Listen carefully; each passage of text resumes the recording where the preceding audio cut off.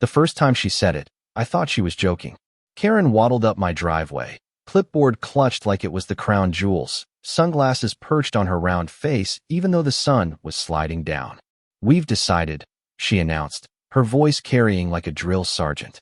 "Your pool will be the location for Saturday's HOA gala." I stared at her, dumbfounded. My pool, the one I had saved for, worked on every weekend, cleaned religiously because it was the only real sanctuary my family had? Surely she didn't mean it. But her smirk told me everything. Karen didn't ask. Karen demanded. When I told her not had it was our private property, not an HOA playground, she sneered. "You can't say no. It's in the spirit of community. Everyone benefits." Her tone made my stomach churn. Everyone benefits, except me and my family, who would foot the water bill, the cleanup, the liability if something went wrong.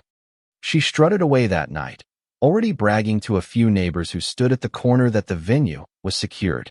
My wife clutched my arm, furious. She thinks she can just take whatever she wants.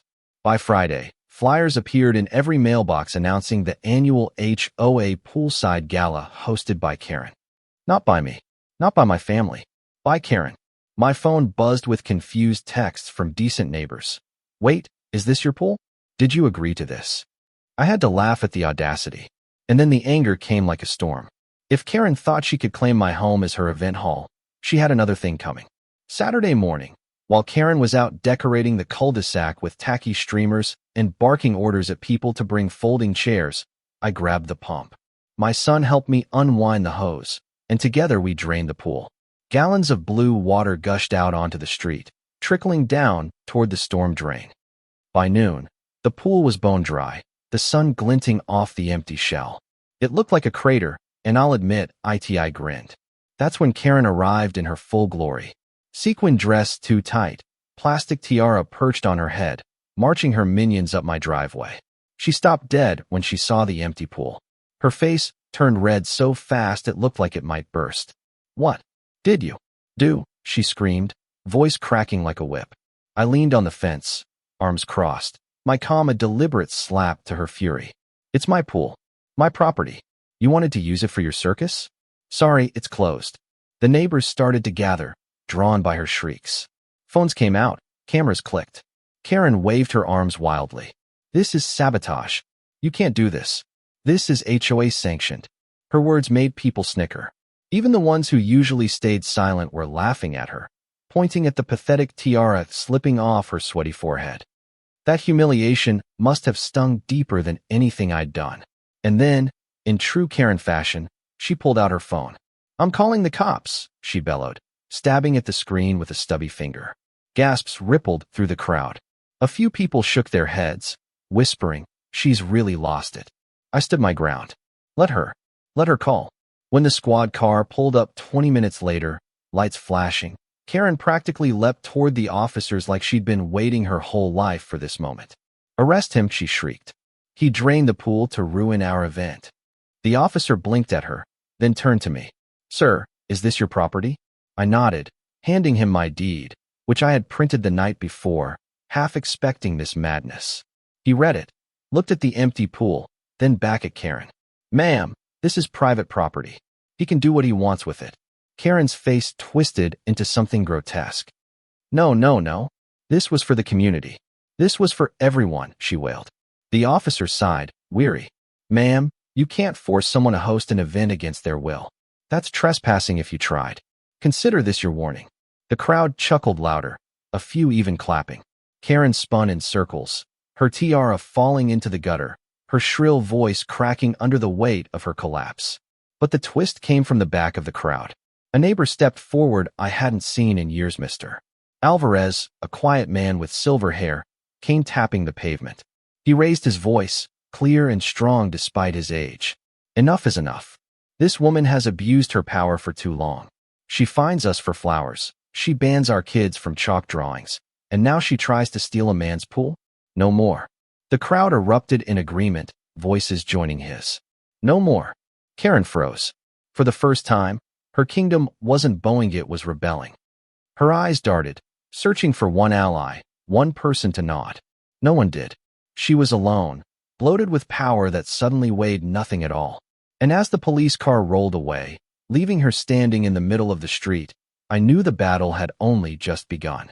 Karen's tiara lay broken in the gutter like the last piece of her crumbling empire, but she wasn't done yet. She staggered back toward the crowd, panting, waving her arms like a drowning woman. "You people don't understand," she shrieked, voice cracking with desperation. "Without me, this neighborhood falls apart. I am the reason property values stay high.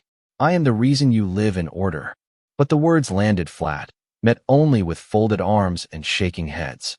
The neighbors who once cowered under her threats now stood shoulder to shoulder, their silence louder than her screams.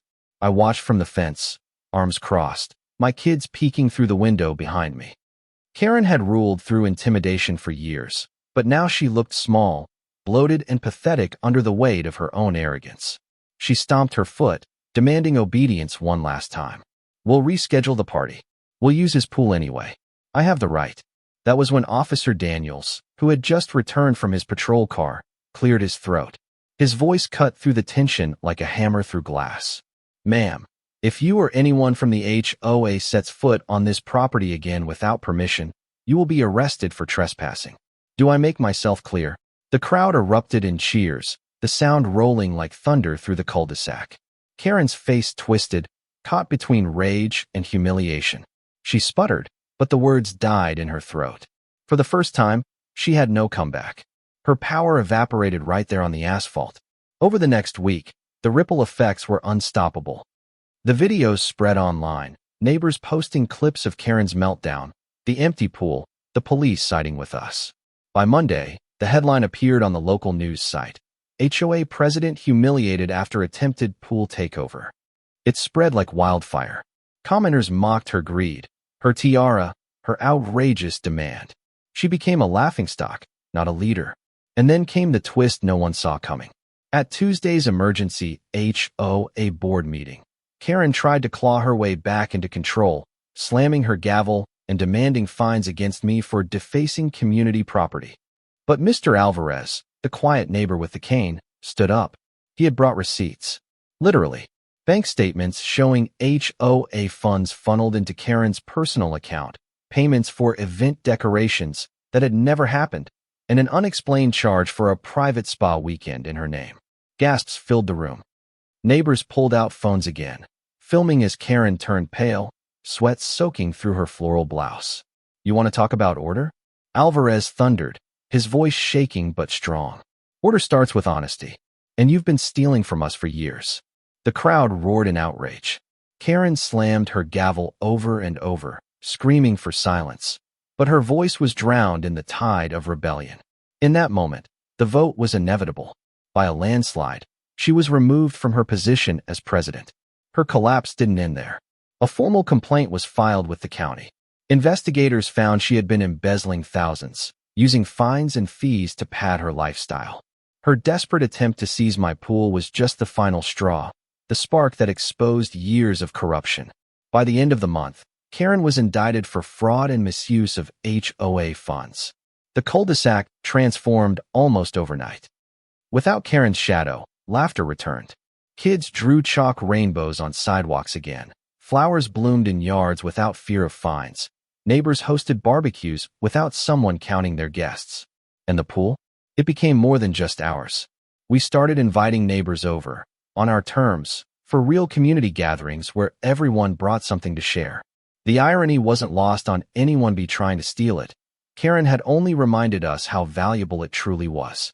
One evening, as the sun dipped behind the trees, Mr. Alvarez stopped by with his cane tapping softly against the pavement.